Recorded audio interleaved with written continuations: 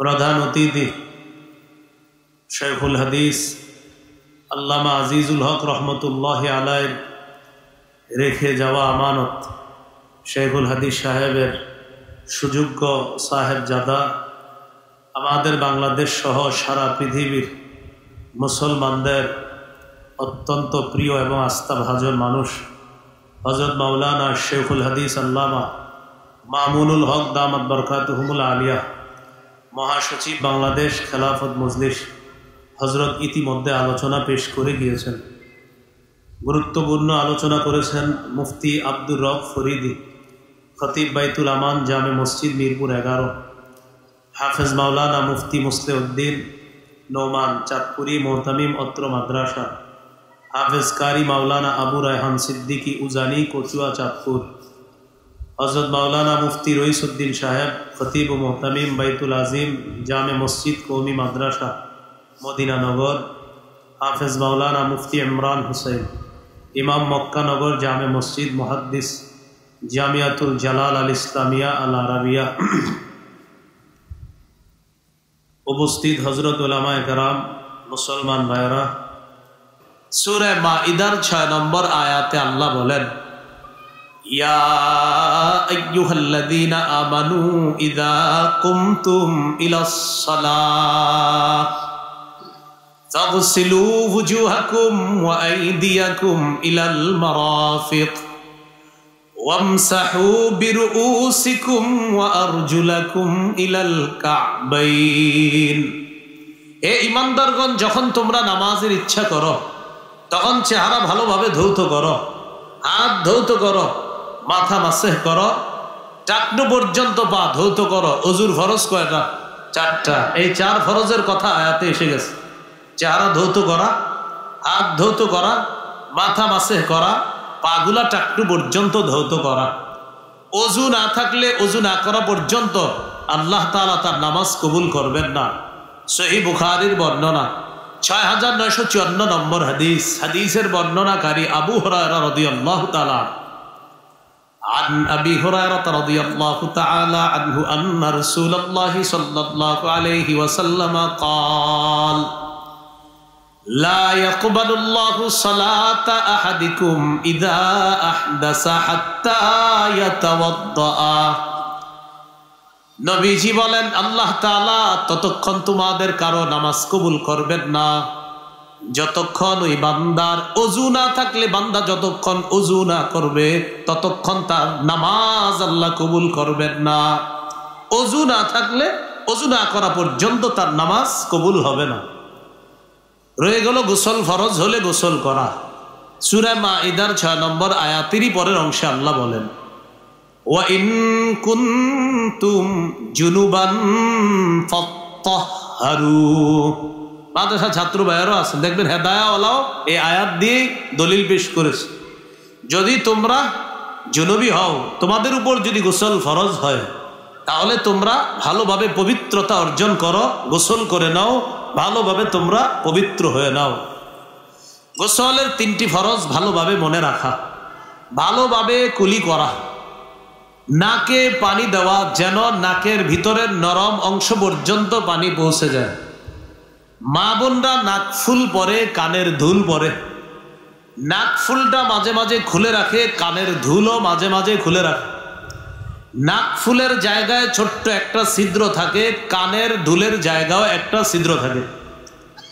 মা বোনদের উপর গোসল ফরজ হলে ছোট্ট একটা ঝাড়ুর শলা অথবা এই জাতীয় কিছু দিয়ে ওই কান আর নাকের ছিদ্রে একটু আপনার নাড়াচাড়া করা গোসল ফরজের সময়।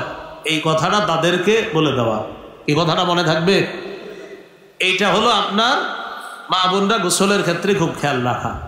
আর হলো পুরা শরীর ধৌত করা। আল্লাহ আমাদেরকে এই কথাগুলা মনে রেখে গুরুত্ব সহকারে পবিত্রতা অর্জন করার তৌফিক দান করেন।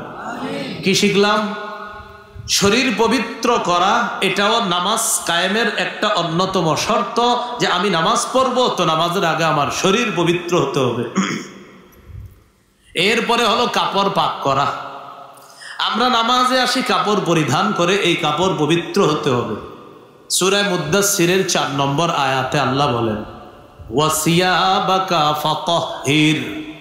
নবী আপনি আপনার কাপড়গুলো পবিত্র করেন। সহিহ বুখারীর বর্ণনা 227 নম্বর হাদিস। একজন নারী আল্লাহ রাসূল সাল্লাল্লাহু আলাইহি সাল্লামের কাছে আসছে। জাআত ইমরাআতুন ইলা নবী সাল্লাল্লাহু আলাইহি ওয়াসাল্লাম, এক মহিলা নবীজির কাছে আসছে, এসে মাসালা জিজ্ঞাসা করছে। যেই মাসালাটা জিজ্ঞাসা করেছে, আমরা এখন যারা মাসালাটি শুনবো শ্রদ্ধার সাথে শুনবো, কেউ হাসি দিব না, কারণ এটা একটা স্বাভাবিক মাসালা, এখানে হাসির কিছু নেই। আমাদের মা বোনরা প্রতি মাসে আল্লাহ প্রদত্ত একটা অসুস্থতার সম্মুখীন হয়। এই অসুস্থতার কারণে তাদের শরীর থেকে এক ধরনের নাপাকি বের হয়। এই নাপাকি কখনো কখনো কাপড়ে লেগে যায়। একজন মহিলা রাসূল সাল্লাল্লাহু আলাইহি সাল্লামের কাছে এসে মাসালা জিজ্ঞাসা করলেন, আরাআইতা ইহদানা তাহিদু ফিস সাওবি ফাকাইফা তাসনাউ ইয়া রাসূলুল্লাহ। ইয়া রাসূলুল্লাহ, আমাদের কোন নারীর কাপড়ের মধ্যে যদি অসুস্থতার অবস্থার ওই নাপাকি যদি কারো কাপড়ের মধ্যে লেগে যায়, ওই কাপড় পবিত্রতা করার নিয়ম কি? হুজুর, কারো নাপাকি লেগে গেছে তার কাপড়ে, এই কাপড় কিভাবে পবিত্র করবে? فقال رسول الله صلى الله عليه وسلم تحته ثم تقرصه بالماء وتنضحه। এক নম্বর, ঘষবে। কি করবে বলেন তো? ঘষবে। অনেক সময় এটা শক্ত হয়ে যায়, নাপাকিটা লেগে ওই নাপাকিটা শক্ত হয়ে যায়, এটা ঘষতে হবে। 2 নাম্বার, সুম্মা তাকরুসুহু বিল মা, পানির মধ্যে কাপড়টা রিগড়াতে হবে। ওয়া তানদাহুহু, ভালোভাবে এটাকে ধৌত করে চিপতে হবে, এরপর শুকাতে দিতে হবে। সুম্মা তুসাল্লি ফি, এরপর এই অপবিত্র কাপড়টি পবিত্র হওয়ার পর তখন নারী ওই পবিত্র কাপড়ে নামাজ পড়বে। হাদিস থেকে আমাদের মূল শিক্ষা, অপবিত্র কাপড়ে নামাজ হবে না। নামাজের অন্যতম একটা শর্ত, কাপড় পবিত্র লাগবে। এই পবিত্র কাপড় পরে নামাজ পড়া মানেও নামাজ কায়েম করা। কথাটা কি বুঝাইতে পারছি? এটাও নামাজ কায়েম করা। তাহলে শরীর পবিত্র করা, নামাজ কায়েম করা, কাপড় পবিত্র করা নামাজের আগে, এটাও নামাজ কায়েমের অন্যতম একটা শর্ত। নামাজের জায়গা পাক করা, এই মক্তবের বাচ্চারাও পারে এই কথাগুলো। নামাজের জায়গা পাক করা, সাফ করা। প্রথমে একটা কথা মনে রাখবো, আমাদের জন্য পুরা পৃথিবীটা আল্লাহ তাআলা পবিত্র বানায়া দিছে এবং নামাজের জায়গা বানায়া দিছে। পুরা পৃথিবী, এই জমিন আল্লাহ আমাদের জন্য পবিত্র করছে। হ্যাঁ, মানুষ এটাকে অপবিত্র করে, তখন এটাকে পবিত্র করতে হবে, কিন্তু আল্লাহ আমাদের জন্য এটা পবিত্র করে দিছে। মনে রাখতে হবে, অতীতের নবী এবং উম্মত ইবাদত করতে হলে নির্দিষ্ট ইবাদত খানায় গিয়ে ইবাদত করা লাগতো। এই উম্মত ইবাদত করার জন্য নির্দিষ্ট ইবাদত খানায় যদি নাও যায়, এমন কোথাও আছে আশেপাশে কোথাও মসজিদ নাই, লম্বা দূরত্বের মাঝে কোথাও পানি নাই, হাদিসের ভাষ্য অনুযায়ী পবিত্র মাটিতে তায়াম্মুম করে পবিত্র মাটিতে নামাজ পড়ে ফেললেই তার নামাজ আদায় হয়ে যাবে। তাহলে নির্দিষ্ট ইবাদত খানায় এই উম্মত যাওয়াটা তখন শর্ত হয় না। দলিল সহিহ বুখারীর বর্ণনা 438 নম্বর হাদিস। এই হাদিসের মধ্যে আছে, ক্বালা রাসূলুল্লাহ সাল্লাল্লাহু আলাইহি ওয়াসাল্লাম উ'তিতু খামসান লাম ইউতাহুন্না আহাদুম মিনাল আমবিয়াই ক্বাবলি। নবীজি বলেন, আমাকে 5টি জিনিস দেওয়া হয়েছে যা অতীতের কোন নবীকে দেওয়া হয় নাই। কয়টি? নবী বলেন, আমাকে 5টি জিনিস দেওয়া হয়েছে যা অতীতের কোন নবীকে দেওয়া হয় নাই। 1 নম্বর, নুসিরতু বিররুবি মাসিরাতা শাহরিন, আমার প্রভাব 1 মাসের দূরত্বে বেঈমানদের অন্তরে আমার প্রভাব আল্লাহ তাআলা 1 মাসের দূরত্বে এই প্রভাব সৃষ্টি করে দিয়েছে। এটার দ্বারা আল্লাহ আমাকে সাহায্য করছে। 1 মাসের দূরত্বে থেকেও বেঈমানরা আমার প্রভাব তাদের উপরে কাজ করত, আমার ব্যাপারে আতঙ্ক তাদের মাঝে কাজ করত যে কে আসতেছে। এইটা হলো একটা। 2 নাম্বার, ওয়াজুইলাত লিয়াল আরদু মাসজিদান ওয়া তাহুরা, আমার জন্য সারা পৃথিবীর জমিন সেজদার স্থান এবং পবিত্র করে দেওয়া হয়েছে। পুরা পৃথিবীর জমিনটা সেজদার স্থান আবার পবিত্র। ফাইয়ুমা রাজুলিম মিন উম্মতি আদরাকাতহুস সালাহ ফালইউসাল্লি, নবীজি বলেন, আমার উম্মতের কোথাও যখন নামাজের সময় হয়, আমার উম্মত যেন নামাজ আদায় করে নেয়। নামাজের সময় হবে, নামাজ পড়ে নিবে। মসজিদে যাওয়ার সময় ঘড়িতে তাকায় দেখলেন যাইতে যাইতে নামাজের সময় শেষ হয়ে যাবে, নবী বলেন ওখানেই নামাজ আদায় করে নাও, তোমার নামাজ আদায় হয়ে যাবে। এগুলো 2 নাম্বার। 3 নাম্বার, ওয়া উহিল্লাত লিয়াল গানাইম, আমার জন্য যুদ্ধলব্ধ গনিমতের সম্পদ বৈধ করা হয়েছে। অতীত জামানার কেউ জিহাদ করলে জিহাদের পর যে যুদ্ধলব্ধ সম্পদ পাওয়া যেত, এই সম্পদ তাদের জন্য বৈধ ছিল না। রাসূলুল্লাহ সাল্লাল্লাহু আলাইহি সাল্লাম বলেন, আমার জন্য, আমার উম্মতের জন্য যুদ্ধলব্ধ গনিমতের সম্পদ আল্লাহর পক্ষ থেকে বৈধ করে দেওয়া হয়েছে। 4 নাম্বার, নবীজি বলেন, ওয়াকানান নাবিয়্যু ইউবাসু ইলা কওমিহি খাসসা ওয়া বুইসতু ইলান নাসি কাফা। আমার পূর্বে যত নবী আছে সবাইকে নির্দিষ্ট এলাকায় পাঠানো, কোন নবীকে 1 এলাকা, কোন নবীকে 2 এলাকা। কথার কথা, একই সময় 1 এলাকার নবী একজন, আর 1 এলাকার নবী আরেকজন। যেমন ইব্রাহিম নবী 1 এলাকার নবী ছিলেন, একই সময়ে তার ভাতিজা লূত আলাইহিস সালাতু ওয়াস সালাম আরেক এলাকার নবী, মুতাফিকা নামক এলাকার নবী। কে? লূত আলাইহিস সালাতু ওয়াস সালাম। তাহলে একই সময় 2 নবী, এরকম ইতিহাস আছে। কিন্তু আমাদের নবী বলেন, ওয়া বুইসতু ইলান নাসি কাফা, আমাকে গোটা জগতের সবার জন্য নবী হিসাবে পাঠানো হয়েছে। এটা 4 নাম্বার। 5 নাম্বার, ওয়া উতিতুশ শাফাআ, এই অনুবাদটা আমার সাথে একটু সবাই বলেন, বলেন আমাকে সার্বজনীন সুপারিশের অনুমতি দেওয়া হয়েছে। একটু বাংলা বলছি আমি, কি জনীন? হ্যাঁ, বলেন আমাকে সার্বজনীন সুপারিশের অনুমতি প্রদান করা হয়েছে। সার্বজনীন সুপারিশ কি? কিয়ামতের ময়দানে সবাই টেনশনে থাকবে, নবীরা পর্যন্ত নাফসি নাফসি করবে।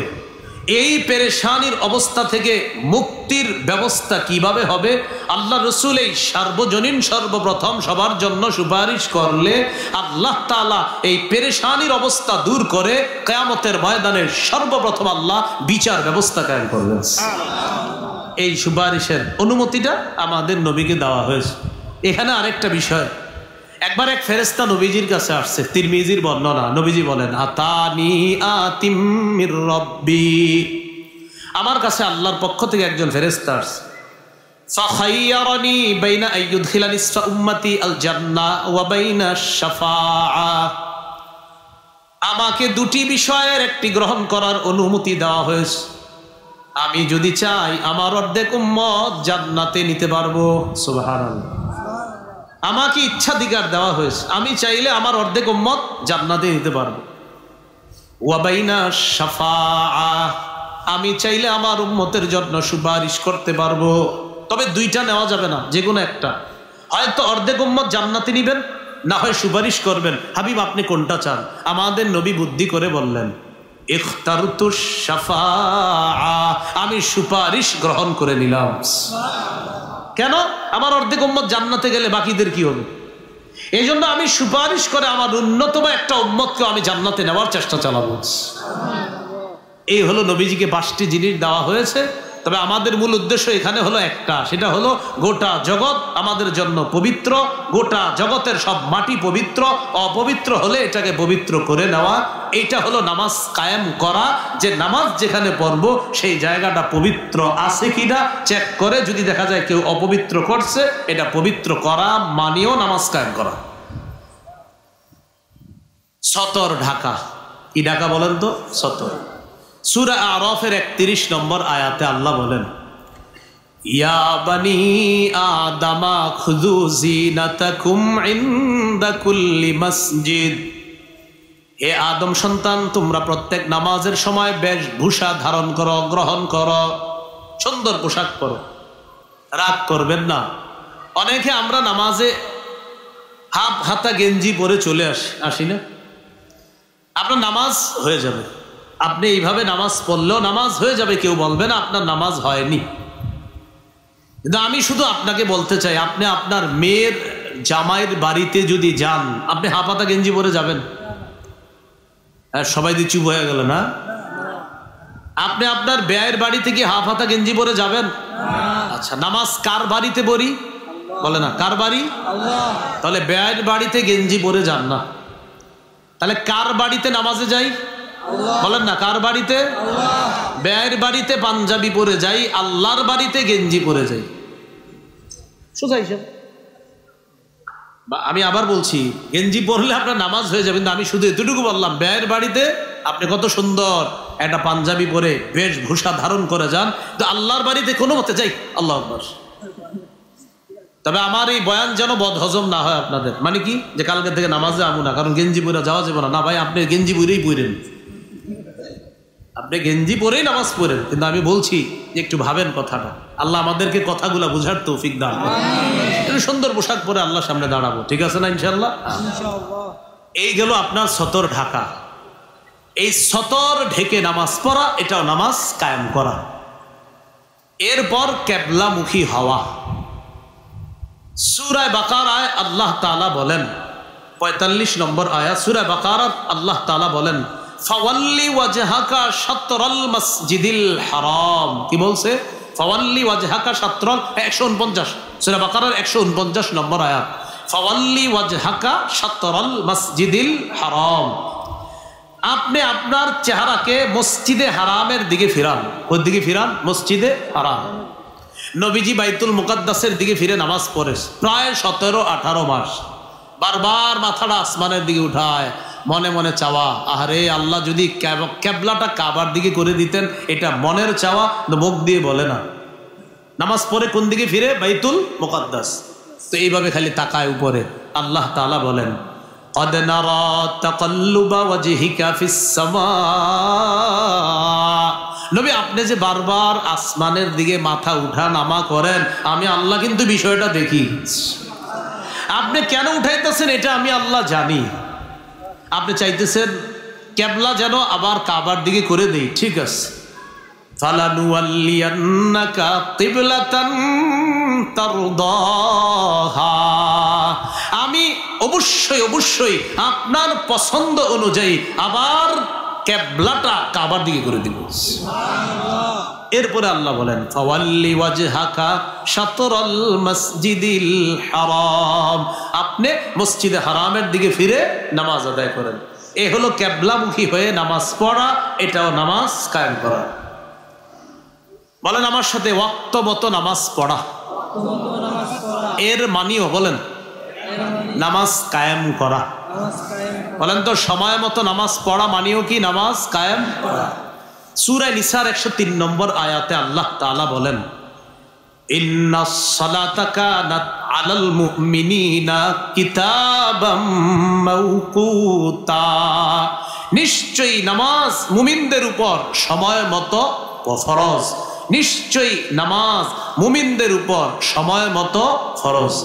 বলেন তো সবাই আমার সাথে, নিশ্চয়ই নামাজ মুমিনদের উপর সময় মতো ফরজ। মুমিনদের উপর ফরজ। সহিহ বুখারীর বর্ণনা 527 নম্বর হাদিস। হাদিসের বর্ণনাকারী আব্দুল্লাহ ইবনে মাসউদ রাদিয়াল্লাহু তাআলা তিনি বলেন, সাআলতু রাসূলুল্লাহ সাল্লাল্লাহু আলাইহি ওয়াসাল্লাম আইয়ুল আমালি আহাব্বু ইলাল্লাহ। আল্লাহ নবীর কাছে আমি জানতে চাইলাম, আল্লাহর কাছে সবচেয়ে পছন্দনীয় আমল কোনটি? নবীজি জবাব দিলেন, আসসালাতু আলা ওয়াক্তিহা। সময় মতো নামাজ পড়া। এবার আমি বলবো, আপনারা জবাব দিবেন। বলেন তো, আল্লাহর কাছে সবচেয়ে পছন্দের আমল কোনটি? আবার আল্লাহর কাছে সবচেয়ে পছন্দের আমল কোনটি? ক্বালা সুম্মা আইয়ুন ইয়া রাসূলুল্লাহ। প্রশ্ন করলেন, হুজুর এরপর আল্লাহর কাছে সবচেয়ে পছন্দের আমল কোনটি?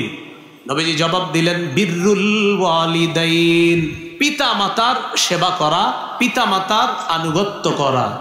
ক্বালা সুম্মা আইয়ুন ইয়া রাসূলুল্লাহ। হুজুর এরপর সবচাইতে পছন্দের আমল কোনটি? নবীজি বললেন, আল জিহাদু ফি সাবিলিল্লাহ। আল্লাহর রাস্তায় জিহাদ করা। বলেন কি? আল্লাহর রাস্তায় জিহাদ করা। এটাও আল্লাহর কাছে সবচেয়ে পছন্দের আমল। পিতা মাতার সেবা করা এটাও আল্লাহর কাছে সবচেয়ে পছন্দের আমল। আর এর মাঝেও সবচেয়ে পছন্দের আমল হলো কি বলেন তো? সময় মতো নামাজ পড়া। আল্লাহ তাআলা আমাদেরকে সময় মতো নামাজ পড়ার তৌফিক দান করেন। আমি আপনাদের সামনে এখন একটি হাদিস পেশ করব।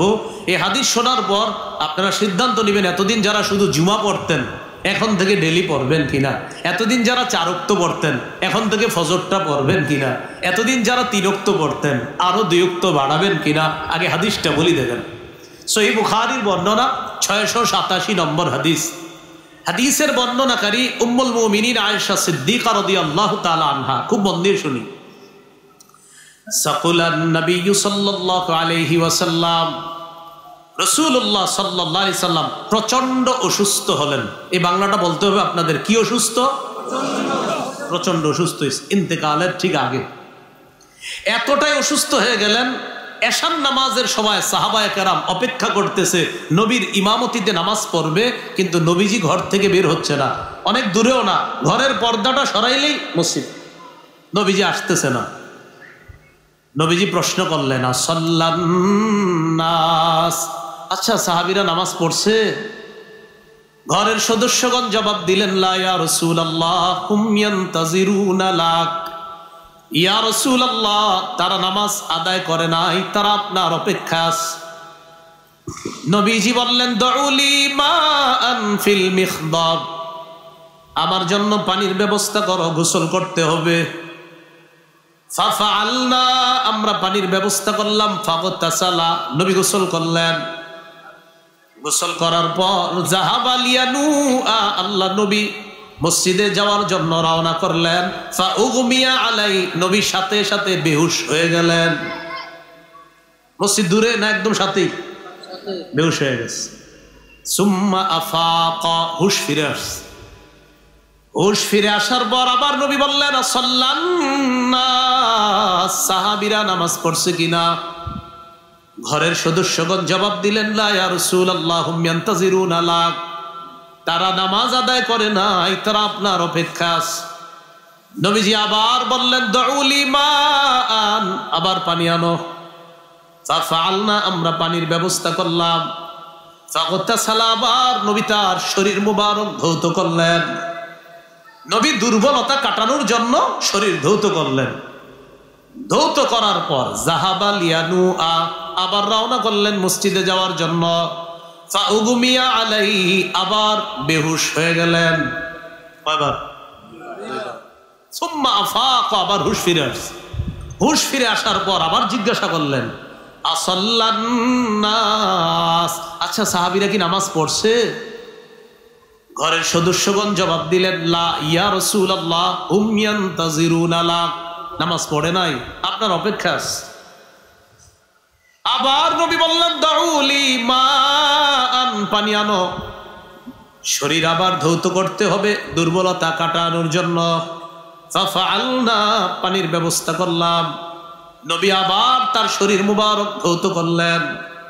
ওয়া যাহাবা লিয়ানুআ, আবার রওনা করলেন মসজিদে যাওয়ার জন্য। ফাউগমিয়া আলাই, আবার বেহুশ হয়ে গেলেন। কয়বার?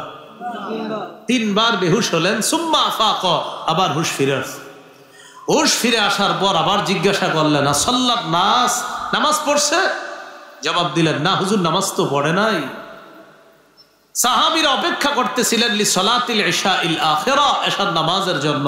নবীজি এক পর্যায়ে বলে ফেললেন, আবু বকরকে তোমরা বলো ফালইউসাল্লি বিন নাস, আবু বকর যেন ইমামতি করে সাহাবীদেরকে নামাজ পড়ায়। যেতে পারলেন না। এইভাবে কয়েকদিন আবু বকর সিদ্দিক নামাজ পড়িয়েছেন রাদিয়াল্লাহু তাআলা। একদিন যোহরের সময় ওয়াজাদা বিন নাফসিহি খিফা, শরীরটা একটু ভালো লাগতেছে। 2 জনের কাঁধে ভর দিয়ে আল্লাহ রাসূল মসজিদে গেলেন। যাওয়ার পর বললেন, আজলা সানি ইলা জামবিহি, আবু বকরের পাশে আমাকে বসায় দাও। আল্লাহ রাসূল সাল্লাল্লাহু আলাইহি সাল্লাম কঠিন অসুস্থতার সময় নামাজের জন্য এত পেরেশান। নাসাইর বর্ণনা 3939 নম্বর হাদিস। এই হাদিসের মধ্যে আসছে রাসূলুল্লাহ সাল্লাল্লাহু আলাইহি সাল্লাম বলেন, হুব্বিবা ইলাইয়া মিনাদ দুনিয়া, আমার কাছে প্রিয় করে দেওয়া হয়েছে 3টি জিনিস। বলেন তো আমাদের নবীর কাছে সব সবচেয়ে প্রিয় কয়টি জিনিস? 1 নম্বর আন-নিসা, মা জাতি। 2 নম্বর অত্তিব, সুগন্ধি। 3 নম্বর ওয়াজুইলা কুররাতু আইনি ফিস সালাহ, ওয়া ফি রিওয়ায়া ওয়াজুইলা কুররাতু আইনি ফিস সালাহ, নামাজের মাধ্যমে আমার চোখ শীতল হওয়া এটা আমার কাছে প্রিয় করে দেওয়া হয়েছে। নামাজ পড়লেই আমার ভালো লাগে।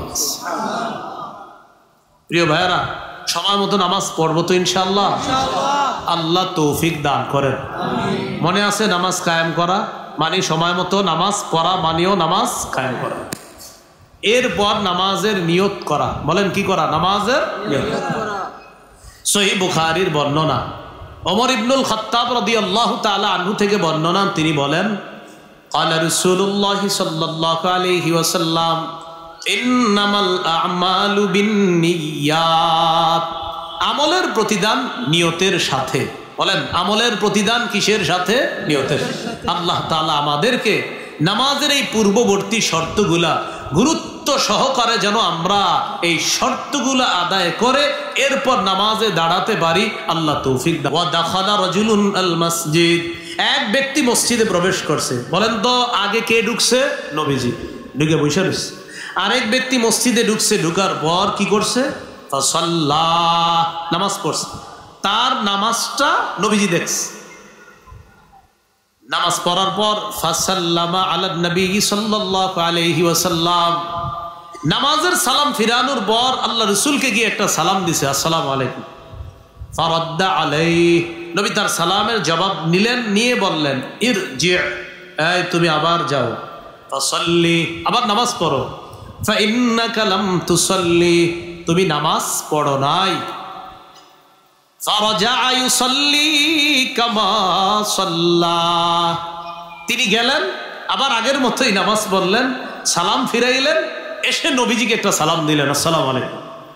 ফারাদ্দা আলাইহি, সালামের জবাব নিলেন। আবার আল্লাহ নবী বললেন ইরজি ফাসাল্লি ফাইন্নাকা লাম তুসাল্লি, তুমি আবার যাও নামাজ পড়ো, কেননা তুমি নামাজ পড়োনি। কয়বার হলো? 2 বার। ফারাজা ইউসাল্লি কামা সাল্লা, তিনি গেলেন, তিনি নামাজ পড়লেন, সালাম ফিরালেন, আবার নবীজিকে এসে সালাম দিলেন। নবীজি সালামের জবাব নিয়ে বললেন ইরজি ফাসাল্লি ফাইন্নাকা লাম তুসাল্লি সালাসা, 3 বার বললেন যাও নামাজ পড়ো, নামাজ পড়ো নাই তুমি। তিনি এবার বলে ফেললেন ওয়াল্লাযী বা'আসাকা বিল হাক্কি মা উহসিনু গায়রা ফাআল্লিমনি ইয়া রাসূলুল্লাহ, যে আল্লাহ আপনাকে সত্য সহ পাঠিয়েছে আমি এর চাইতে সুন্দর নামাজ পারি না, ইয়া রাসূলুল্লাহ আপনি আমাকে নামাজ শিখায়া দেন। কয়বার পড়ছে নামাজ? নবী 3 বারই বলছে আবার পড়ো, আবার পড়ো। তিনি বললেন হুজুর আমি এর চেয়ে ভালো পারি না, আপনি আমাকে নামাজ শিখায়া দেন। فقال رسول الله صلى الله عليه وسلم اذا قمت الى الصلاه فكبر, তুমি যখন নামাজের মধ্যে দাঁড়াও তাকবীর বলে হাত বাঁধবা, সানা পড়বা, ফাতিহা পড়বা, সুম্মা ক্রা মা তায়াসসারা মাআকা মিনাল কুরআন, কোরআনের যেই সূরাটা সহজ এটা তুমি পড়বা। পড়ার পর বলেন তো এরপর কেরাত শেষ করার পর কোথায় যাই আমরা? রুকুতে। সুম্মা রুকা, এরপর তুমি রুকুতে যাবা। হাত্তা তাতমাইন্না রাকিআ, রুকুতে তুমি এমন ভাবে থাকবা যেন তোমার ইতমিনান হয়, তোমার দিলে যেন এই সাড়া দেয় যে তুমি ইতমিনান ধীরস্থির ভাবে রুকু আদায় করতেছো। অনেকে রুকুতে গিয়ে আপনার কোনো মতে যায় আবার তাড়াতাড়ি উঠে যায়, তাড়াতাড়ি ওঠে। নবী বলেছেন তিলকা সালাতুল মুনাফিকিনা, তিলকা সালাতুল মুনাফিকিনা, তিলকা সালাতুল মুনাফিকিন, এটা মুনাফিকের নামাজ, এটা মুনাফিকের নামাজ, এটা মুনাফিকের নামাজ। দ্রুত রুকুতে যাওয়া আবার ওঠা এটা মুনাফিকের নামাজ। বলেন তো আমার সাথে রুকু কি দ্রুত করব না ধীরস্থির ভাবে? আল্লাহ তৌফিক দান করেন। এবার রুকু থেকে উঠলেন, নবীজি বলেন সুম্মা রুকা, এরপর রুকু থেকে উঠবা, উঠার পর হাত্তা তা'তাদিলা কাইমা, ধীরস্থির ভাবে দাঁড়াবা। দেখেন আমাদের কিছু মুসল্লি ভাই আছে এমন রুকু থেকে মাথা উঠায়া মাথাটা ঝুঁকায়া রাখে, পুরা দাঁড়ায় না, এমনি বাঁকা হয়ে থাকে আর বুঝায় ইমাম সাহেব ধৈর্য কিন্তু আর হইতেছে না, আপনি তাড়াতাড়ি সিজদা যান। ইমাম সাহেব কি বলে? সামি আল্লাহু লিমান হামিদা। তো অনেক মুসল্লি দেখবেন সোজা হয়ে না দাঁড়ায় এমনি রয়েছে, মানে বুঝায় ইমাম সাহেব আপনি সেজদা যান না কেন? উনি সোজা হয়ে দাঁড়ায় না, বাঁকা হয়ে থাকে। এটা আজকে থেকে আমরা করব না, বলেন ইনশাআল্লাহ। কেউ যদি করে মহাব্বতের সাথে বলে দিব, ভাইজান এইভাবে করবেন না, রুকুটা সুন্দরভাবে দাঁড়াবেন, দাঁড়িয়ে আপনি রুকু থেকে যখন দাঁড়াবেন ইতমিনানের সাথে সুন্দরভাবে একদম সোজা হয়ে দাঁড়াবেন, এরপর আপনি সিজদায় যাবেন।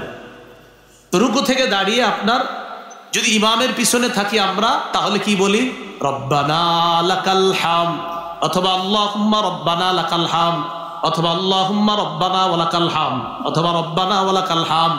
সময় থাকলে পড়তে পারেন হামদান কাসীরান তাইয়িবান মুবারাকান ফি।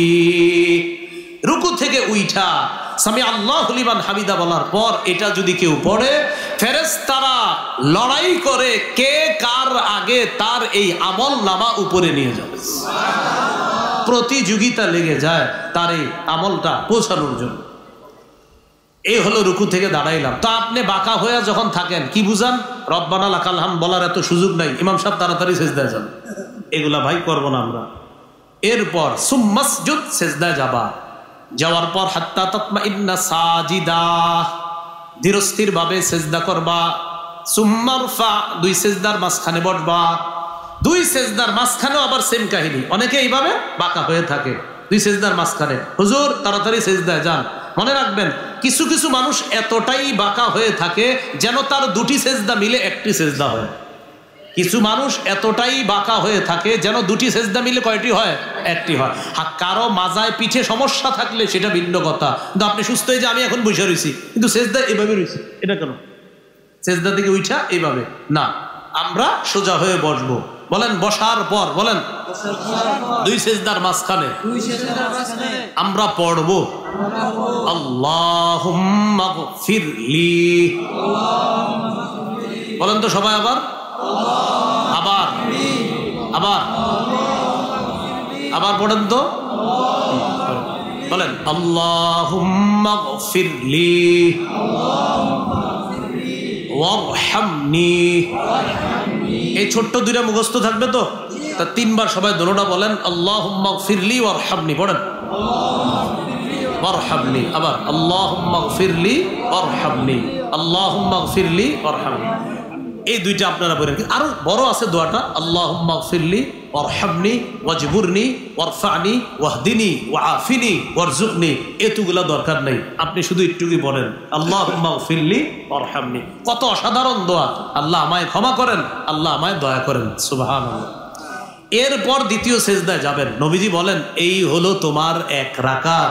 এইভাবে তুমি 2 রাকাত নামাজওয়ালা 2 রাকাত পড়বা, 3 রাকাতওয়ালা হোক 3 রাকাত এইভাবে পড়বা, 4 রাকাতওয়ালা নামাজ ঠিক এইভাবে পড়বা। পড়লে এটার নাম হবে নামাজ, এটার নাম হবে সালাত। এই সালাত আল্লাহর কাছে যাবে, এটার সওয়াব আল্লাহ দান করবেন। আর এই যে তখন যেটা পড়ছো তুমি, এটা বারবার পড়লেও এটা নামাজ না, এটা সালাত না। কথাগুলো কি মনে থাকবে ইনশাআল্লাহ?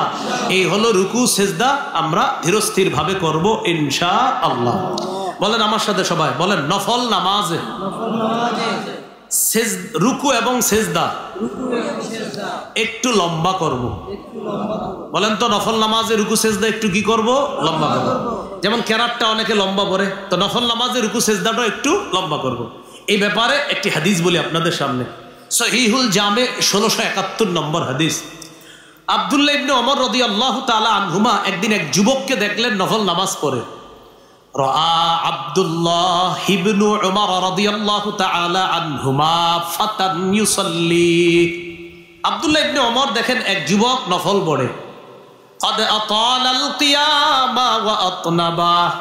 নফল নামাজের মধ্যে সে লম্বা সময় দাঁড়িয়ে আছে, তবে রুকু সিজদা লম্বা করতেছে না। কেউ যদি নফল নামাজ লম্বা সময় দাঁড়িয়ে থাকে আর রুকু সিজদা শর্ট করে, সমস্যা নাই, নামাজ তো হবে। আব্দুল্লাহ ইবনে ওমর বলেন আইয়ুকুম ইয়ারিফু হাযা, তোমাদের মধ্যে এই ছেলেটাকে কে চিনো, যুবকটাকে কে চেনো? একজন বললেন হুজুর আমি চিনি। আব্দুল্লাহ ইবনে ওমর বলেন লাউ আরাফতুহু লা আমারতুহু আইয়ুকসিরার রুকুআ ওয়াস সুজুদা। আমি যদি যুবকটিকে ভালোভাবে চিনতাম, আমি তাকে বলতাম নামাজের মধ্যে যেমন লম্বা সময় তুমি দাঁড়িয়ে কাটাও, রুকু সিজদা একটু লম্বা সময় থাকবা। আমি তাকে বলতাম নফল নামাজে যেমন লম্বা সময় দাঁড়াও, রুকু সেজদা একটু লম্বা সময় রুকু করবা, সেজদা করবা। কেন? ফাইন্নী সামিআতু রাসূলুল্লাহি সাল্লাল্লাহু আলাইহি ওয়াসাল্লাম ইয়াকুল ইন্নাল আবদা ইযা কামা ইলাস সালাহ উতিয়া বিযুনুবিহি কুল্লিহা ফাউদিআত আলা আতিকাইহি। বান্দা যখন নামাজে দাঁড়ায় তার সব গুনাহগুলা স্তূপ করে তার কাঁধে রাখা হয়। বলেন, বান্দা যখন নামাজে দাঁড়ায় তার গুনাহ সমূহ স্তূপ করে দুই কাঁধে রাখা হয়। তাহলে বলেন তো, বান্দা নামাজে দাঁড়াইলে তার গুনাহগুলা কোথায় রাখা হয়? এরপর নবী কি বলে দেখেন, ফাকুল্লামা রাকাআ আও সাজাদা তাসাকাতাত আন। বান্দা যখন রুকু করে, সেজদা করে, গুনাহগুলা ঝরে পড়তে থাকে। রুকু সেজদা যদি লম্বা হয় তার গুনাহ ঝরার মাত্রাও বাড়বে। তা আব্দুল্লাহ ইবনে ওমর রাদিয়াল্লাহু তাআলা আনহুমা বললেন যে এই ছেলেটা আমি যদি চিনতাম তাকে বলতাম রুকু সেজদা গুলাও যেন একটু লম্বা করে। তাহলে ভাই রুকু সেজদা এগুলা ইতমিনানের সাথে আমরা আদায় করব। আল্লাহ তৌফিক দান করেন। 7 অঙ্গে সেজদা করবে। বলেন, কয় অঙ্গে সেজদা করব?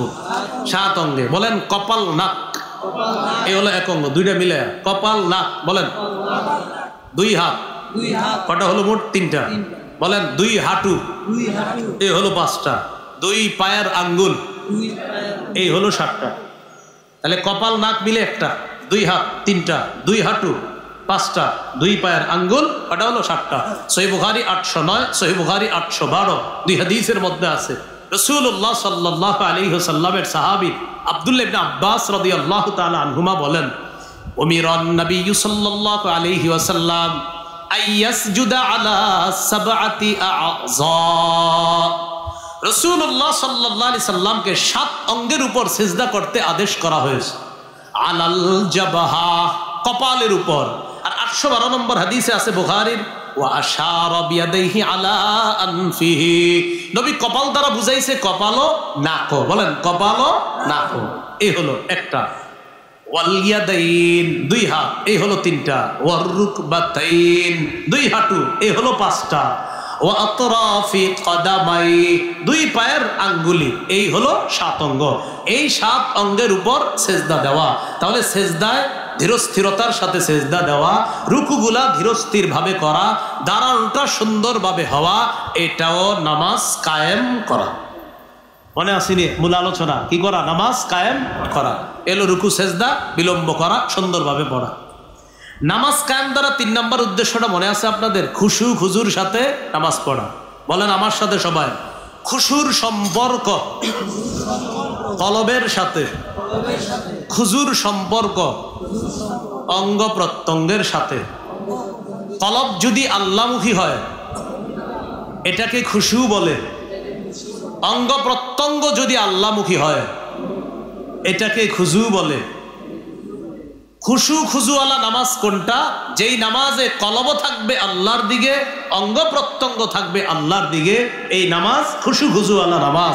এখন আপনি নামাজে দাঁড়াইলেন, অঙ্গ প্রত্যঙ্গ সব আল্লাহর দিকে, কলবের মধ্যে আছে 5 নাম্বার দোকানের হিসাবটা এখনো মিলাইতে পারতেছিলাম না, এটা খুজু হলো, খুশু হলো না। খুজু হলো কিন্তু কি হলো না? খুশু হলো না। নামাজ কায়েম দ্বারা 3 নাম্বার উদ্দেশ্য, খুশুও থাকতে হবে, খুজুও থাকতে হবে। আল্লাহ তাআলা আমাদেরকে খুশু খুজুর সাথে নামাজ আদায় করার তৌফিক দান করেন। আর একটু গুরুত্বপূর্ণ কথা রয়ে গেছে, আমরা কি উঠবো না, কিছুক্ষণের মধ্যে শেষ হয়ে যাবে ইনশাআল্লাহ। গুরুত্বপূর্ণ একটু অংশ বাকি আছে। নামাজ কায়েম দ্বারা 4 নাম্বার উদ্দেশ্য শেষ করে নিই একটু। পরিবারকে নামাজের কথা বলা। সূরা তাহার 132 নম্বর আয়াতে আল্লাহ বলেন, ওয়া'মুর আহলাকা বিস-সালাহ ওয়াসতাবির আলাইহা। নবী আপনার পরিবারকে নামাজের কথা বলেন, আপনি নিজেও এটার উপর অটল থাকেন। তাহলে পরিবারের প্রতিটা সদস্যকে আমরা নামাজের কথা বলবো ইনশাআল্লাহ। বলেন তো আমার সাথে, নামাজের কথা পরিবারের সদস্যদেরকে বলা মানেও কি কায়েম করা? নামাজ কায়েম করা। 5 নাম্বার, নামাজ কায়েম দেশে, সমাজে, রাষ্ট্রে কায়েম করতে হবে। এবার আমার সাথে বলেন, রাষ্ট্রে নামাজ কায়েমের প্রধান দায়িত্ব পুরুষ রাষ্ট্রপ্রধানের। রাষ্ট্রীয়ভাবে নামাজ প্রতিষ্ঠিত করার প্রধান দায়িত্বকার পুরুষ। আমাদের রাষ্ট্রপ্রধান এখন কি? তার প্রধান কাজ হলো পুরা রাষ্ট্রীয়ভাবে নামাজ কায়েম করা। শান্তি চারদিকে খোঁজা হচ্ছে, পাওয়া যাবে না। রাষ্ট্রীয়ভাবে নামাজ প্রতিষ্ঠিত করা হোক, আসমান থেকে মুষলধারে বৃষ্টির মতো শান্তি আসবে। সূরা হজের 41 নম্বর আয়াতে আল্লাহ তাআলা বলেন, আল্লাযীনা ইম্মাক্কান্নাহুম ফিল আরদি আকামুস সালাহ। আমি যাদেরকে দেশের ক্ষমতায় বসাই তাদের 1 নাম্বার কাজ হলো আকামুস সালাহ, নামাজ কায়েম করা। ওয়া আতাউজ যাকাহ, যাকাত প্রতিষ্ঠিত করা। তাহলে 1 নাম্বার নামাজ প্রতিষ্ঠিত করা, 2 নাম্বার যাকাত প্রতিষ্ঠিত করা। বলেন আমার সাথে, রাষ্ট্রীয়ভাবে যাকাত প্রতিষ্ঠিত হলে সুদ বিদায় নিবে। কি বিদায় নিবে? সুদ। কি বিদায় নিবে? জোরে বলেন, কি বিদায় নিবে? রাষ্ট্রীয়ভাবে যদি যাকাত প্রতিষ্ঠিত করা হয় তাহলে বিদায় নিবে কে? সুদ। তাহলে সুদ বিদায় নিবে। টেনশনে আছে সবাই যে সুদ কেমনে বিদায় নেওয়া যায়। রাষ্ট্রপ্রধানের এখন 2 নাম্বার কাজ রাষ্ট্রীয়ভাবে যাকাত প্রতিষ্ঠিত করা, সুদ অটোমেটিক বিদায় নিবে। 3 নাম্বার ওয়া আমারু বিল মারুফ, নেক কাজের আদেশ করা। 4 নাম্বার ওয়ানাহাউ আনিল মুনকার, অসৎ কাজ থেকে নিষেধ করা। দেখেন এখানে আপনারা যারা আছেন, মাইকের আওয়াজ যারা শুনতেছেন, শ্রদ্ধার সাথে বলছি, কেউ বিএনপি করেন, কেউ হয়তো আওয়ামী লীগ করেন, আওয়ামী লীগকে মহব্বত করেন, কেউ জামাতে ইসলামে মহব্বত করেন, কেউ ইসলামী আন্দোলনকে মহব্বত করেন, কেউ খেলাফত মজলিস, কেউ খেলাফত আন্দোলন, কেউ জমিয়তে উলামায়ে ইসলাম, কেউ নিজামে ইসলাম পার্টি ইত্যাদি এগুলো আপনারা পছন্দ করেন। এই যে পছন্দ করেন, কেউ জাতীয় পার্টি, জাসদ বাসদ অনেকে পছন্দ করে এগুলা। দেখেন আমাদের প্রথম একটা কাজ হবে, যে যেই দলে করেন আপাতত মাথায় ঢুকান, পরবর্তীতে আমাদের দায়িত্বশীল যারাই হোক যেন পুরুষ হয়। কে হয়? পুরুষ। কেন? সবাই বলেন কেন? এই কেনর উত্তর হলো রাসূল সাল্লাল্লাহু আলাইহি সাল্লাম বলেছেন, লা ইউফলিহা কওমুন ওয়াল্লাউ আমরাহুম ইমরাআতান। ওই জাতি কিছুতেই, বলেন কিছুতেই সফল হবে না যারা তাদের দায়িত্বে কোনো নারীকে বসায়। তাহলে আমি আপনি যদি কোনো নারীকে প্রধান বানায় আর বলি সফলতা চাই, সফলতা চাই, সফলতা চাই, নবী বলে কিছুতেই না, কিছুতেই না, কিছুতেই না। আমি রাজনৈতিক ব্যক্তি না, কিন্তু আমি বলছি বিএনপি যারা করেন তাদেরকে মনে হচ্ছে তারা আগামীতে প্রধান যাকে বানাইতে চায় তিনি পুরুষই হবেন মনে হচ্ছে। আওয়ামী লীগ যারা আছেন, আমি জানি না আপনাদের রাজনৈতিক ভবিষ্যৎ কি হবে, এটা আমি জানি না, এটা রাষ্ট্র জানে কি হবে না হবে। আমার কথা হলো আওয়ামী লীগের ভাইয়েরা, আপনারা প্রধান যারা আছে তাদের কানে এটা পৌঁছান যে আগামীর চিন্তাগুলা পুরুষ কেন্দ্রিক হোক। কি কেন্দ্রিক হোক? পুরুষ কেন্দ্রিক। জাতীয় পার্টির এক দলের প্রধান পুরুষ, আরেক দলের আছে নারী। আপনারা বুঝায় শোনায় দেখেন ওই দলেরও প্রধান কোনো পুরুষকে বানাতে পারেন কিনা। আর ইসলামী দলগুলা যারা আছে সবগুলা মাশাআল্লাহ সবাই পুরুষ, আলহামদুলিল্লাহ। এখন খালি যদি এক হয়ে যায় কোনো মতে, তাহলে ইসলাম প্রতিষ্ঠিত করতে এদেশে ঠেকানোর কেউ থাকবে না। যদি আমরা পায়াটায় ধরে এক করাইতে পারি তাহলে কিন্তু বাতিল বন্দীদের খবর আছে। তো যাই হোক, যে বিষয়টা বললাম, বলেন তো আমাদের সবার প্রথম মাথায় থাকতে হবে আগামীতে আমরা যাকেই চাই যে আসবে আমাদের দায়িত্বে কি হবে? তো আপাতত শুকরিয়া এতটুকু, আমাদের বর্তমান দায়িত্বশীল প্রধান পুরুষ, এটা একটা ভালো ভালো দিক পুরুষ। কিন্তু আমি বলি পরবর্তীতেও যেন এই ধারাবাহিকতা থাকে ইনশাল্লাহ। এভাবে ইনশাল্লাহ আমাদের দেশে একদিন আমরা শরিয়া আইনও প্রতিষ্ঠিত করব। কি আইন? বলেন সবাই, কি আইন? হ্যাঁ, শরিয়া আইন অনেকে চায় না। বলেন সবাই আমার সাথে, শরিয়া আইন চায় না তারা কোনো না কোনো অপরাধে অপরাধী যারা। আবার বলেন, শরিয়া আইন চায় না তারা কোনো না কোনো অপরাধে অপরাধী যারা। কোনো অপরাধী চাইবে না শরিয়া আইন হোক। এই জন্য শরিয়া আইনের জন্য ডেইলি দোয়া করবেন, আল্লাহর কাছে বলবেন, আল্লাহ আমাদের দেশে আমি মরার আগে যেন শরিয়া আইন দেখে যেতে পারি। এরকম দোয়া আল্লাহর কাছে করবেন মুসলমান হিসাবে। এই গেল আপনার নামাজ কায়েম করা, যাকাত আদায় করা আর আখেরাতে বিশ্বাস রাখা। ওই যে নেককার মানুষের 3 গুণ, তারা হবে হেদায়েতের উপর থাকবে, তারাই সফল কাম। এরবার মূল আরেকটু কথা রয়ে গেছে। পরের আয়াতে আল্লাহ বলেন, ওয়ামিনান নাসি মাইয়াশতারি লাহওয়াল হাদিস, যারা অনর্থক গল্প কিনে, গান বাদ্য কিনে, লিউদিল্লা আন সাবিলিল্লাহ বিগাইরি ইলম, অজ্ঞাতবশত মানুষকে আল্লাহর রাস্তা থেকে দূরে সরানোর জন্য। কি কিনে বলেন তো? গল্প। বলেন কি গল্প? মিথ্যা। বলেন মিথ্যা গল্প, গান, বাদ্যযন্ত্র, এগুলা যারা কিনে মানুষকে আল্লাহ রাস্তা থেকে দূরে সরানোর জন্য। মূল বিষয়টা বুঝেন। মক্কার কাফেররা চুপি চুপি কোরআন তেলাওয়াত শুনতো। সুবহানাল্লাহ। কাফেররা টেনশনে পড়ে গেল, লিডাররা এইভাবে কোরআন তেলাওয়াত শুনলে তো ঝামেলা। নজর ইবনুল হারেস নামে একজন কি করলো, ইরানে গেল। ইরানে গিয়ে ইরানের কিছু মিথ্যা গল্প কাহিনী সম্বলিত কিছু বই কিনে আনলো। আর কিনে আসলে একজন দাসীকে কিনে আনলো যে গান গাইতে পারে। কেন আনলো? কোরআন যারা শুনে এই কোরআনের বিরুদ্ধে এই মিথ্যা গল্পগুলা কাফেরদেরকে শোনাবে। তাহলে দেখেন, একদিকে কোরআন আর একদিকে মিথ্যা গল্প, একদিকে কোরআন আর একদিকে গান। তখন সে আইসা কি করলো, ওই গান মিথ্যা গল্প সাপ্লাই করা শুরু করলো। বাস্তবিকই কিছু মানুষ এই গান শুনতে অভ্যস্ত হলো এবং তারা গান গল্পগুলা শুনতে লাগলো। এটার সাথে সুর মিলিয়ে বর্তমান জামানায় আমাদের দেশে অনেক ভদ্র, যারা মানুষের কাছে সুশীল এবং ভদ্র, সন্ন্যাসী টাইপের অনেক ভদ্র মানুষ ইদানিং কালে বলা শুরু করেছে গান যে হারাম, এটা কোরআনের কোথায় আছে? কি বলে? গান যে হারাম, এটা কোরআনের কি আছে? সাথে সাথে বলে কোরআন কি দলিল? এটা কোনো লেখা না, বক্তব্য। কি বলে? কোরআন কি দলিল। সাথে সাথে ওই সন্ন্যাসী টাইপের মানুষ বলছে যে দাউদ নবী তো গান গাইতে গাইতে নবুয়ত পাইছে। না, নাউজুবিল্লাহ। বাসায় গিয়ে বললেন একজন নবীর উপর কি বলতেছে, হেরা কয় নাউজুবিল্লাহ, আস্তে কয়। কি বলছে? দাউদ নবী গান গাইতে গাইতে নবুয়ত পাইছে। ইদানিং এর ঘটনাটা, এটা অনেক আগের না, ইদানিং। তাহলে দাউদ নবী উনি নাকি গান গাইতে গাইতে কি পাইছে? নাউজুবিল্লাহ, নবুয়ত পাইছে। অথচ রাসূল সাল্লাল্লাহু আলাইহি সাল্লাম বলেন, সহিহ বুখারীর 5048 নম্বর হাদিস, আবু মুসা আশআরী রাদিয়াল্লাহু তাআলা আনহুর কোরআন তেলাওয়াত শুনে আল্লাহ নবী বললেন, আবু মুসা, লাকাদ উতিতা মিজমারাম মিন মাজামিরি আলি দাউদ আলাইহিস সালাতু ওয়াস সালাম। দাউদ নবীকে যেমন অসাধারণ কণ্ঠ দেওয়া হয়েছে, দাউদ নবীর মতো তোমাকেও অসাধারণ কণ্ঠ দেওয়া হয়েছে। সুবহানাল্লাহ। এই কণ্ঠের অনুবাদটা সন্ন্যাসী সাহেব করছে বাদ্য। কণ্ঠের অনুবাদ কি করছে? তাহলে বলেন তো, অনুবাদ এখানে কি কণ্ঠ হবে না বাদ্য হবে? কণ্ঠ। বলেন এখানে অনুবাদ কি হবে? মিজমারের অনুবাদ এখানে হবে কণ্ঠ। উনি করছে বাদ্য।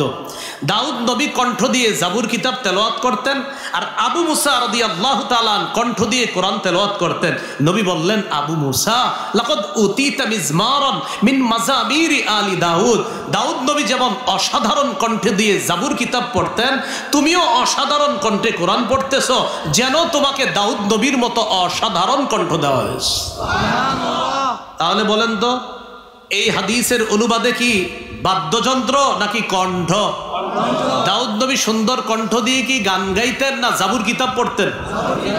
নবীর সাহাবী কণ্ঠ দিয়ে কি গান গাইতেন না কোরআন পড়তেন? কথাগুলো মনে থাকবে তো ইনশাআল্লাহ। সহিহ মুসলিমের বর্ণনা 1737 নম্বর হাদিস, ইসলামিক ফাউন্ডেশন অনুযায়ী 1725 নম্বর হাদিস। এই হাদিসের মধ্যে আছে রাসূলুল্লাহ সাল্লাল্লাহু আলাইহি সাল্লাম রাতের বেলা আবু মুসা রাদিয়াল্লাহু তাআলা আনহুর কোরআন তেলাওয়াত শুনলেন। কে কে শুনছে জানেন? মজার হাদিস, নবীজি আর বিবি আয়েশা সিদ্দিকা রাদিয়াল্লাহু তাআলা আনহা। রাতের বেলা দুজন বের হইছে হাঁটতে, নবীজি আর তার বিবি। মাঝে মাঝে বিবির নিয়ে একটু রাতে হাইটেন, এটা সুন্নাত। এটা কি সুন্নাত? বাকি এখন যে পরিবেশ, এই পরিবেশে মুশকিল। তো রাসূল সাল্লাল্লাহু আলাইহি সাল্লাম তার বিবিকে নিয়ে রাতে হাঁটতে বের হইছে। হঠাৎ দেখে তার সাহাবী আবু মুসা কোরআন তেলাওয়াত করতেছে। সুবহানাল্লাহ। আল্লাহ যার উপর কোরআন নাজিল করলেন, তিনি পিছনে দাঁড়ায়া তার স্ত্রীকে নিয়ে তার একজন সাহাবীর কোরআন তেলাওয়াত প্রাণ ভরে উপভোগ করতেছিলেন। সুবহানাল্লাহ। না জানায়া চুপে চুপে আবার চলে গেছে। নবীও চলে গেছেন, আম্মাজান আয়েশা সিদ্দিকা রাদিয়াল্লাহু তাআলা আনহা চলে গেছেন। পরের দিন আবু মুসা রাদিয়াল্লাহু তাআলা নবীজির কাছে গেছে। যাওয়ার পরে আল্লাহ রাসূল সাল্লাল্লাহু আলাইহি সাল্লাম বললেন, আবু মুসা, রাতের বেলা তুমি অমুক জায়গায় কোরআন পড়তেছিলা তাই না? জি ইয়া রাসূলুল্লাহ। নবীজি বললেন, আমি আর আয়েশা গত রাতে তোমার পিছনে দাঁড়িয়ে দাঁড়িয়ে কোরআন তেলাওয়াত শুনতেছিলাম। আবু মুসা রাদিয়াল্লাহু তাআলা বললেন, হুজুর, লাউ আলিমতু, আমি যদি জানতাম যে আপনি আমার পিছনে আছেন, লাহাব্বারতু লাকা তাহবিরা, আমি কোরআন আরো সুন্দর করে পড়তাম। সহিহ মুসলিমের বর্ণনা আসছে, নবীজি বলেন, আবু মুসা তোমার তেলাওয়াত শুনে আমার কি মনে হয়েছে জানো? লাকাদ উতিতা মিজমারাম মিন মাজামিরি আলি দাউদ। দাউদ নবীকে যেমন অসাধারণ কণ্ঠ দেওয়া হয়েছে, এটা দিয়ে তিনি জাবুর পড়তেন, তোমাকেও কোরআন পড়ার জন্য আল্লাহ প্রদত্ত দাউদ নবীর মতো অসাধারণ কণ্ঠ দেওয়া হয়েছে। তা আমার সাথে একটু বলেন, মিজমারের অনুবাদ হাদিসের মধ্যে বাদ্যযন্ত্র, গান নাকি কণ্ঠ? সুকণ্ঠ। বলেন, কি বলবেন? সুকণ্ঠ। তাহলে এটার অনুবাদ কি, গান না সুকণ্ঠ? সন্ন্যাসী সাহেব বলছে যে এটা গান, যে গান গাইতে গাইতে উনি নবুয়ত পেয়ে গেছে। আমরা বলবো এই বক্তব্য প্রত্যাহার করার জন্য এবং তওবা করার জন্য, কারণ একজন নবীর ব্যাপারে এই জাতীয় অপবাদ দেওয়া এটা স্পষ্ট হারাম, এটা অন্যায় কাজ। সহিহ বুখারীর 5590 নম্বর হাদিসে আছে, রাসূলুল্লাহ সাল্লাল্লাহু আলাইহি সাল্লাম বলেন, লা ইয়াকুনান্না মিন উম্মতি আকওয়াম, আমার উম্মতের মধ্যে একদল মানুষ হবে, ইস্তাহিল্লুনাল হিররা, যারা জিনাকে হালাল মনে করবে, ওয়াল হারিরা, রেশমের পোশাক হালাল মনে করবে, ওয়াল খামরা, মদ হালাল মনে করবে, ওয়াল মাআজিফা, বাদ্যযন্ত্র হালাল মনে করবে। মদ হালাল মনে করবে মানে মাদক দ্রব্য যা আছে এগুলাও অনেকগুলা হালাল মনে করবে। যেমন সন্ন্যাসী সাহেব এটাও বলছে যে সিগারেটের চেয়ে গাঁজা ভালো, সিগারেটের যেই ক্ষতি হয় এর চেয়ে কম ক্ষতি গাঁজাতে হয়। হ্যাঁ, এটা বলছে। এই জন্য খুব সাবধান। আমাদের দেশে নতুন কোন ইসলামের স্বপ্ন অনেকে দেখতেছে না, আমাদের দেশে আল্লাহ রসুলের ইসলামই প্রতিষ্ঠিত হবে। মুহাম্মদ সাল্লাল্লাহু আলাইহি সাল্লামের ইসলাম, এটা আগে ছিল, এখনো আছে, এটাই থাকবে। হ্যাঁ, এটাকে কেন্দ্র করে শরিয়া প্রতিষ্ঠিত হবে, এটাকে আধুনিকায়ন করা বা অমুক ইসলাম কায়েম করা, এগুলা এদেশে 90% মুসলমানের দেশে এটা সম্ভব হবে না। বরং এদেশে মুসলমানদেরকে সর্বোচ্চ প্রাধান্য দিয়েই সব কাজ করতে হবে। মানুষ এই দেশে বেশি কোন দলের? আরে কোন ধর্মের? মুসলমানের। এবার আমার সাথে বলেন, যদি ইসলাম জিতে যায় সবাই জিতে যাবে। আবার যদি ইসলাম জিতে যায় মুসলমানরাও নিরাপদ, অমুসলিমরাও নিরাপদ। ইসলাম জিতে গেলে নিরাপদ আমরা না সবাই? মুসলমানরাও নিরাপদ, অমুসলিমরাও নিরাপদ। তাহলে গাল গল্প করে করে আনছিল কোরআন থেকে দূরে সরানোর জন্য, এখনো ষড়যন্ত্র চলছে কি যে গান এগুলা কোনো নিষিদ্ধ কাজ না, এগুলা কোনো অন্যায় কাজ না। আমরা স্পষ্ট দায়িত্ব নিয়ে প্রতিবাদ করতেছি, এই কথার জন্য তওবা করতে হবে। দাউদ নবীর উপর মিথ্যা অপবাদ দেওয়ার জন্য তওবা করতে হবে। আল্লাহ তাআলা আমাদের সকলকে যে কথাগুলো আপনার সামনে বললাম, আমরা সবাই যেন নামাজ কায়েমের কথাগুলো মনে আছে সবার, এইভাবে আমরা নামাজ প্রতিষ্ঠিত করতে পারি নিজের জীবনে, ব্যক্তি জীবনে, পারিবারিক জীবনে, সমাজে, রাষ্ট্রে আমরা যেন সালাত প্রতিষ্ঠিত করতে পারি। আল্লাহ তৌফিক দান করেন। একটি ঘোষণা দেওয়ার জন্য বলা হয়েছে। ঘোষণাটা হলো, 1 নম্বর, ওই মাদ্রাসার দান করার জন্য বলছে মুফতি আব্দুর রব ফরিদি সাহেব, হুজুর আপনাদের সামনে হয়তো রুমাল যাবে, আপনারা একটু দান করেন। এই প্রথম ঘোষণা। দ্বিতীয় কথা, আমি যে বয়ানটা করলাম আমার সংকলন করা মিম্বরের আমানতের 6 নম্বর খণ্ডে এই বয়ানটি পাবেন। আমার বয়ানটা মিম্বরের আমানত আমারই সংকলন করা, আমি লেখক না, সংকলক। সংকলক মানে বুঝেননি, নকল করে, নকল। আমি আরেকজন ওই বিভিন্ন আলেমদের কথা নকল করছি, এটারে কয় সংকলক, মানে আমি লেখক না। এই সংকলনে 6 নম্বর খণ্ড মিম্বরের আমানত, এটাতে আজকের আলোচনাটা আছে। এই মিম্বরের আমানতটা 6 খণ্ডে আছে, 1 থেকে 6 খণ্ড। আমি আপনাদেরকে বলবো 6টা খণ্ডই সংগ্রহ করে নিয়েন, যেখান থেকে পারেন। বাংলা বাজারে রাহনুমা প্রকাশনীতে পাবেন, ওখান থেকে সংগ্রহ করে নিতে পারেন। আশেপাশে লাইব্রেরিওয়ালাদেরকে বললে ওরাও এনে দিতে পারে। প্রথম খণ্ডটা সন্তানের 64টা অধিকার লেখা হয়েছে। দ্বিতীয় খণ্ডে শিরিক, বেদাত, কুফর, তাওহীদ। তৃতীয় খণ্ডে হালাল, হারাম এবং সুদ, সুদ কিভাবে সরানো যাবে এবং বিপরীত কিভাবে ইসলামী অর্থনীতি ব্যবস্থা চালু করা যায়, এই বিষয়ে 3 নম্বর খণ্ডে আলোচনা। চতুর্থ খণ্ডের আলোচনা স্বামীর 24টি অধিকার, স্ত্রীর 19টি অধিকার। পঞ্চম খণ্ডের আলোচনা লা ইলাহা ইল্লাল্লাহর ব্যাখ্যা। ষষ্ঠ খণ্ডের আলোচনা নামাজ।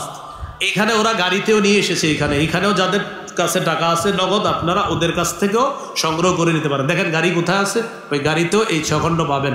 মা বোনদেরকে বিশেষ করে প্রথম খণ্ডটা নিয়ে উপহার দিবেন, যেন সন্তান পেটে আসবে যাদের, এরা যেন প্রথম খণ্ডটা পুরো মুখস্থ করে ফেলতে পারে। আমরা উঠবো না, সভাপতি সাহেব উনি দোয়া করবেন ইনশাল্লাহ। এরপর